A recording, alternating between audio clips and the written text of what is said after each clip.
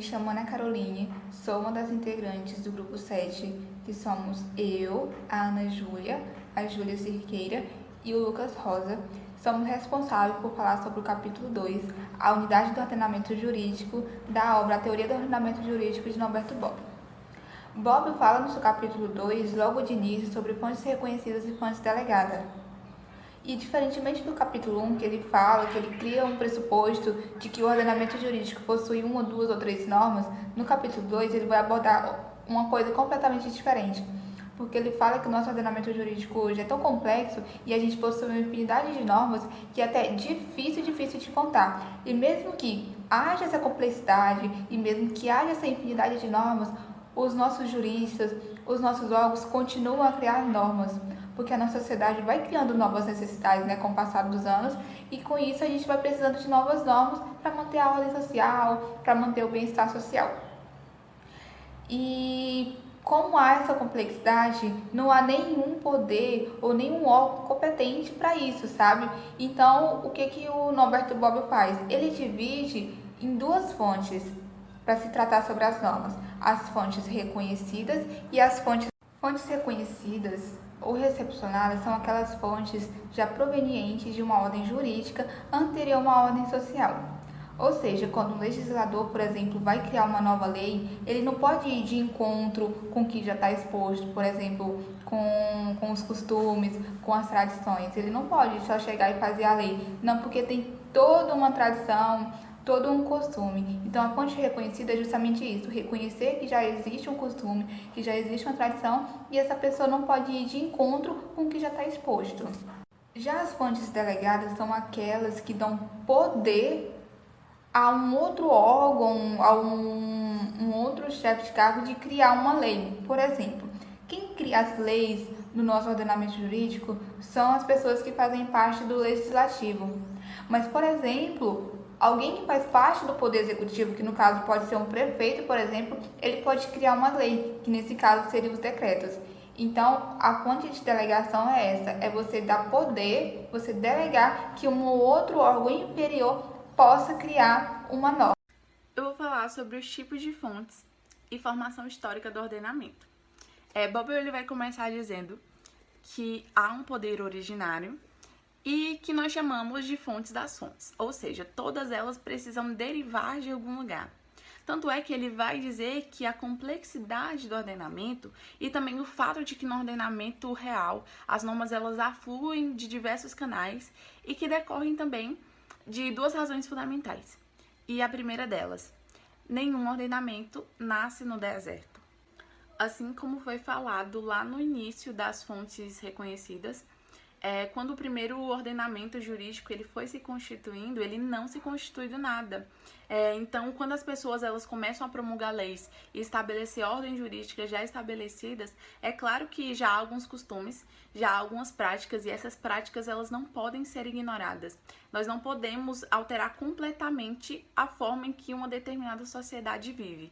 E nessa segunda questão, Bobbio ele vai se referir às normas delegadas, que se constitui de uma autorização do poder legislativo para que, assim, o poder executivo venha regulamentar especificamente uma determinada matéria, e também há uma delegação que vem do poder central para o poder descentralizado a respeito da possibilidade desses poderes elaborarem normas específicas. E quando nós falamos que nenhum ordenamento ele nasce no deserto, nós também estamos falando de um limite externo a esse poder de criação de normas. Então, nós não podemos ignorar limites que vêm da vida em sociedade, ou seja, das coisas como elas são e como elas estão estabelecidas por meio de um processo histórico. E nesse processo de produção normativa, há esse limite que é chamado de externo, que são as coisas que vêm antes, que estão além, anteriormente, inclusive o próprio direito positivo. E há também uma autolimitação do poder, que é quando existe uma limitação interna, ou seja, ele descentraliza o poder para que assim outras pessoas também possam exercer esse poder normativo. Eu vou falar também sobre as fontes do direito. E para introduzir, as fontes do direito são aqueles atos ou aqueles fatos em que o ordenamento ele depende para a produção de normas jurídicas. A preocupação de Bobbio, quando ele pensa nas fontes do direito, é mais precisamente dentro de uma concepção da teoria da norma e do ordenamento jurídico, ou seja, é dentro de uma concepção positivista. Norberto Bobbio ele se preocupa em quem pode produzir normas juridicamente válidas e também como se dá esse processo de produção. Ou seja, qual é o processo que vai garantir que essa produção normativa tenha validade. E existem alguns tipos de normas. São elas as normas de comportamento e as normas de estrutura. As normas de comportamento são aquelas que comandam, proíbem ou permitem determinada conduta humana para a vida das pessoas em geral. E as normas de estrutura são aquelas que são vinculadas para a própria produção e organização do poder legislativo. Ou seja, há leis que são vinculadas às pessoas para regular os seus comportamentos e há leis que são vinculadas para produzir e organizar as suas próprias leis. E Bobbio ele vai dizer que é muito mais complexo falar justamente dessas normas que servem para a produção de outras normas do que puramente das normas que regulam comportamentos.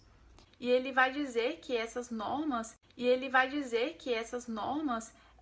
que regulam comportamentos, elas são imperativas de primeira instância, enquanto as normas de estrutura, que são as normas de produção de outras normas, ele vai chamar de imperativas de segunda instância. Construção escalonada da ordem jurídica. Esse estudo nos mostra que o direito é um sistema hierárquico de normas. Então, a palavra-chave para compreender esse estudo será hierarquia. A construção escalonada da ordem jurídica nos diz que as normas de hierarquia inferior retiram seu fundamento de validade das normas de hierarquia superior. Bom, essa é a descrição da pirâmide normativa de Kelsey. Primeiro, nós temos a Constituição, que é a norma jurídica de hierarquia superior. Logo abaixo, nós temos as normas supralegais, que são os tratados internacionais dos direitos humanos. E abaixo disso vem a legislação infraconstitucional. Abaixo da legislação infraconstitucional, você vai encontrar os regulamentos administrativos, que são atos normativos expedidos pelo Poder Executivo. Eles servem para regulamentar as leis. Bom, os regulamentos administrativos também têm uma mini construção escalonada, que dentro deles também existe hierarquia superior e inferior. O regulamento de hierarquia superior são os decretos, que são expedidos pelo chefe executivo para poder regulamentar a lei. E para regulamentar os decretos, existem outros, como resoluções, portarias e dentre outros, porque a lista é extremamente variada. Por fim, as últimas espécies que você encontra na construção escalonada da ordem jurídica são as que o próprio Kelsey chamou de normas individuais. As normas individuais são, primeiro, que é o contrato, que é celebrado entre os sujeitos da relação de direito material com base na lei. E a outra espécie da norma individual seria a sentença. Essas normas individuais foram chamadas assim pelo Kelsey porque são obrigatórias e não porque têm um requisito generalizado de abstração.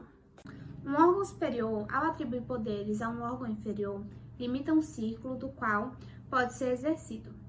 À medida de que a gente vê a pirâmide de baixo para cima, pode-se notar que o poder normativo é cada vez menor. Limites materiais. Refere-se ao conteúdo da norma que o poder inferior é autorizado a emanar.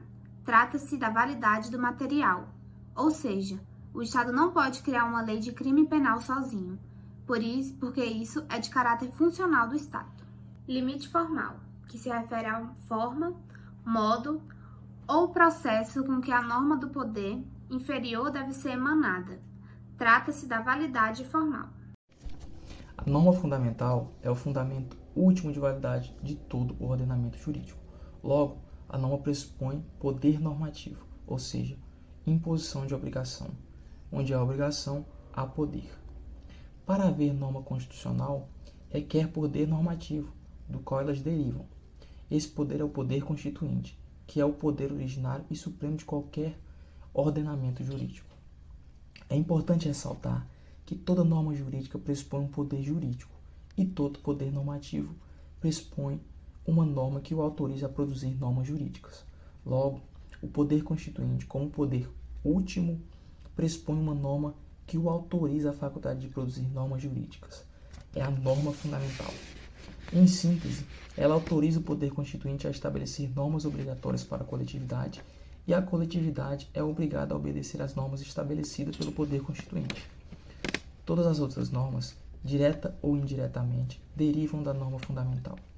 O fato de essa norma não ser expressa não significa que não exista, e a ela nos referimos como fundamento subtendido e legitimador de todo o sistema.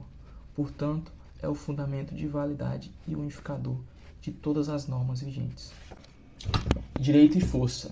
A norma fundamental preconiza que é preciso obedecer ao poder originário, que é o conjunto das forças políticas que, num determinado momento histórico, tomaram o domínio e instauraram um novo ordenamento jurídico. Em contraposição a isso, há opiniões contrárias de que depender todo o sistema normativo ao poder originário significa reduzir o direito à força. Força que nesse sentido, é igual à força política, visto que qualquer poder originário repousa um pouco sobre força política e um pouco sobre consenso. Dito isso, ao obedecer o poder originário, não se deve interpretar no sentido de algo imposto por violência, mas sim obediência às instituições que detêm o poder coercitivo. Que, em resumo, os detentores do poder são aqueles que detêm a força necessária para fazer respeitar as normas que eles emanam. Nesse sentido, mesmo que não seja um fundamento, a força é um instrumento necessário de poder.